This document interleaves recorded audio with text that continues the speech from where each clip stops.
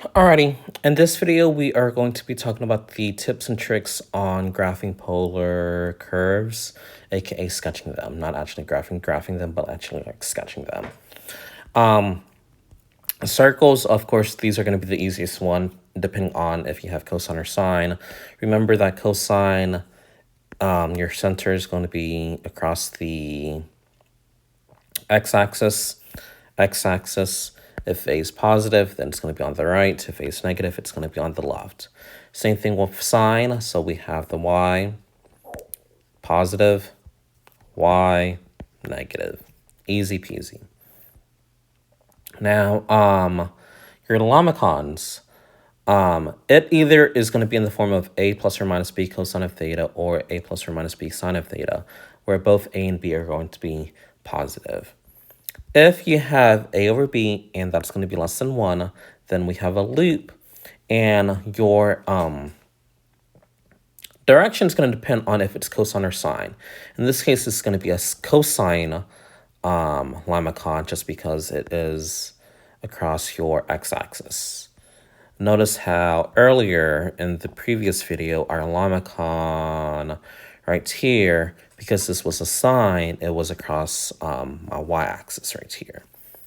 You'll also notice that on the graphic organizer, it told us that if we have an inner loop, that's whenever a over b was less than 1. So looking at my, once again,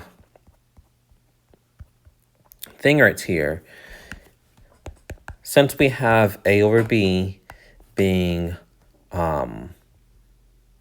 less than 1, because this was 1/3, I had a little loop. And then to get the height of this loop, what you're going to do here is just look at your a value and b value and then subtract them to get 2. That's how I get my height of the loop to be 2 right here. But that's only if your limicon is, your ratio of a over b is less than 1. You saw, like here,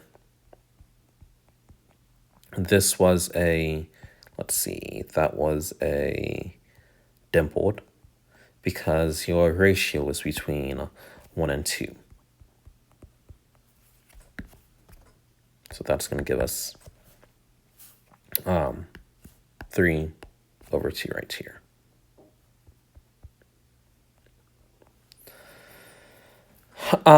You will have a cardioid if your A and B values are the same.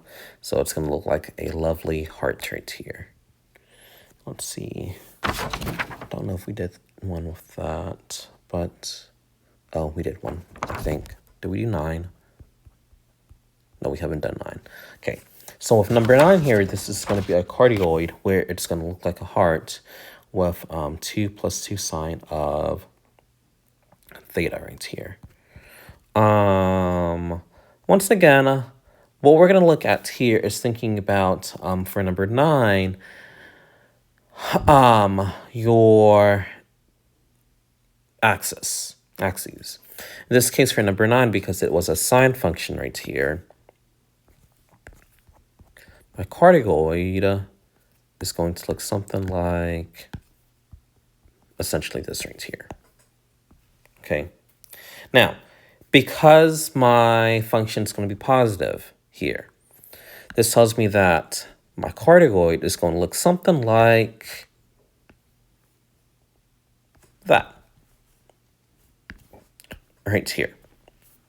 If I were to sketch this on Desmos, where I have 2 plus 2 sine of theta, R is equal to 2 plus 2 sine of theta. Notice how we have my maximum at 4, my minimum at 0, and then of course my little heart right here. Of course, to get your maximums and minimums, you're just going to look at your A and B values right here. So here, your max is going to be 4. If I were to substitute in 0, obviously, that's going to be 0. So that means that that's going to give us, oops, not R, 2. That's going to give us 2 right here. That is actually this right here. But then to find your maximum, you're just going to plug in, let's say, pi over 2, because that's going to give us 1.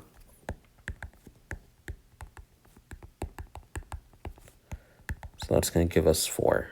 1, 2, 3, 4 right here. This is going to be 2. And then, of course, you have your little dimple. So look like that. Remember, on the next lesson, our focus is essentially going to be sketching it or just putting it into the calculator and seeing what that looks like.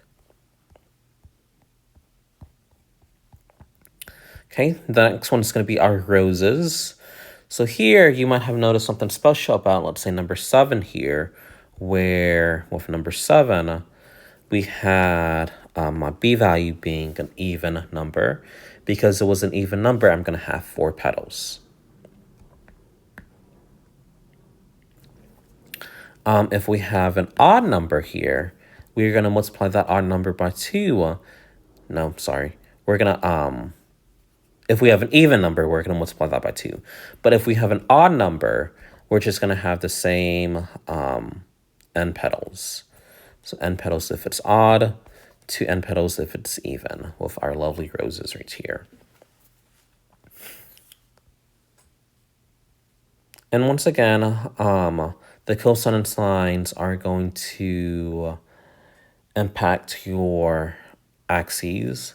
So with cosine, once again, it's going to be across the x-axis in terms of, let's say, symmetry.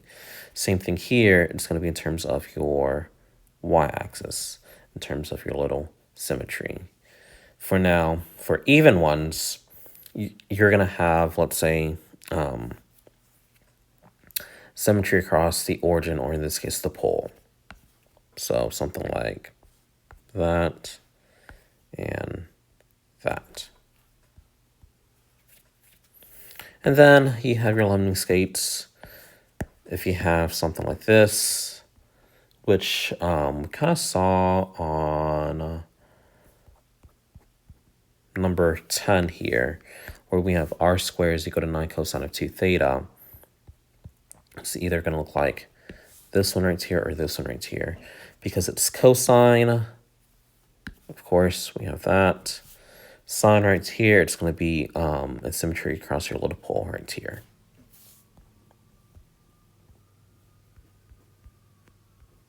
All right. So like number 12 right here, whenever we are sketching 3 plus 2 sine of theta, because we have a sine function right here, it is going to be something like this right here.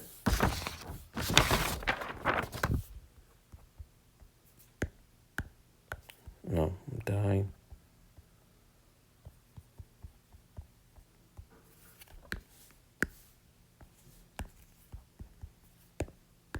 Something like this over here, where once again, just like number 11, your ratio between A and B is going to be 3/2. So it's between 1 and 2. Because it's sine, you know that your axis is going to be the y-axis. So here, if I were to copy this, maybe paste it, hopefully I can do this, it's going to look something like this, I would say. Obviously, it's, you know, kind of wonky, but like we said, we could just plot this on Desmos, call it a day, and see what it looks like, and that's what 12 would look like on Desmos. All right, in the next video, we are going to be talking about tangent lines and all that good stuff in terms of how to find a derivative in terms of polar equations.